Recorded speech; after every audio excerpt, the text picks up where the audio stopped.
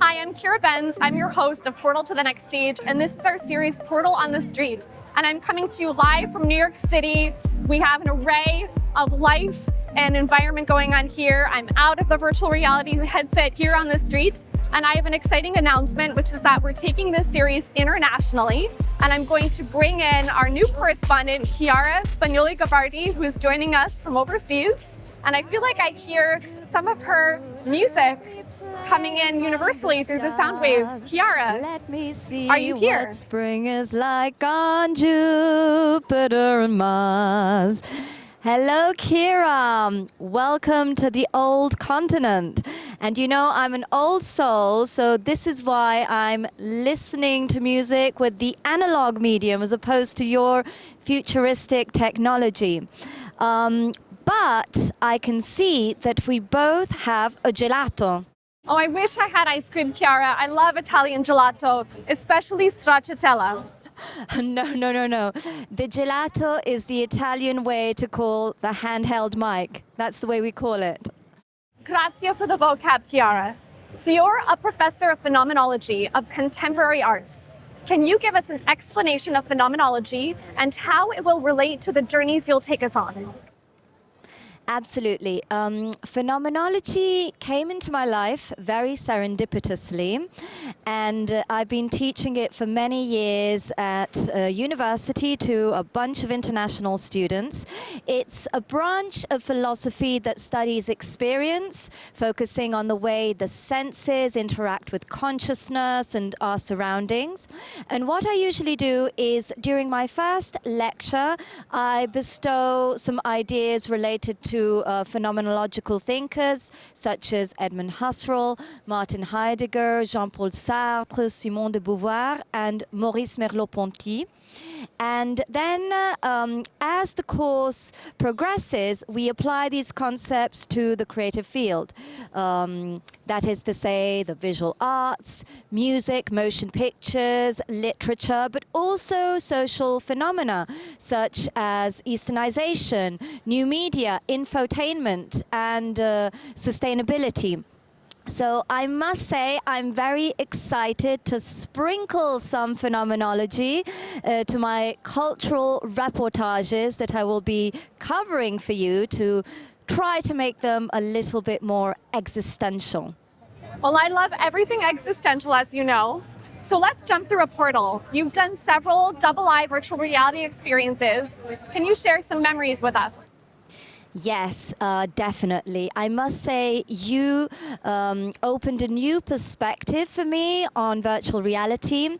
I recall having the time of my life at Sundance, dancing to your beautiful piece, Runnin', in the company of Reggie Watts. I also remember being at the Venice Film Festival with you to admire Love Seat and the way you created a reality dating show in VR. And I was so proud of you when the following year, Finding Pandora X, your other piece, won the VR Immersive User Experience, the award for that category. And I must say it was an otherworldly experience to be able to travel back to ancient Greece, thanks to VR, and relive the myth of Pandora.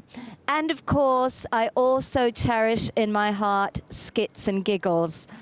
Yes, well, incredible memory, Chiara, great recollection. Yes, you were on a virtual stage, and I'm very curious about what we consider a stage to be. Would you consider this on the street to be a stage? Yes, this is an excellent question. Actually, as a journalist, when I do my interviews, I always use the same approach, whether my interviewee is standing in front of me in the flesh or whether it's an avatar. Probably I've been as spontaneous in skits and giggles as in the real world, also thanks to the way you created this marvelous dimension. But this brings me to asking you a question that tickles my interest. I wanted to know, How did your training at Lambda and your training in Europe influence your XR productions? Because all of these worlds you create have very much of a theatrical flair. So I was very curious to know more about that. Yes, you're quite right. I have trained all over the world and studied in France and Russia and England.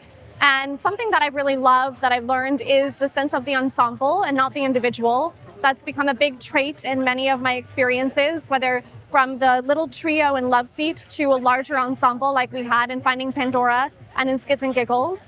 I also really love that an actor can be remote and come in through these technologies, and how we can use technology to bring audiences together across time and space to connect them.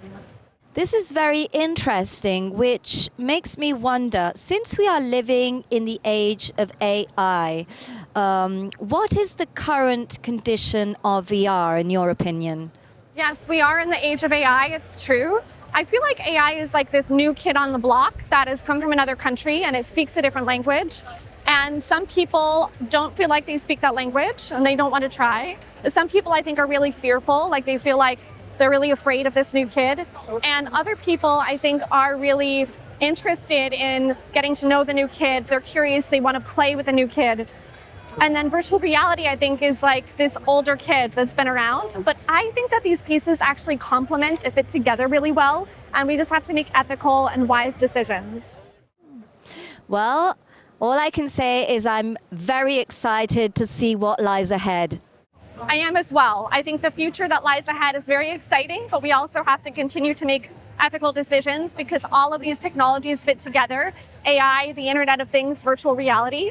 And so I'm excited about the worlds that we will build ahead and the spaces we will create, and also the spaces where you will be bringing us.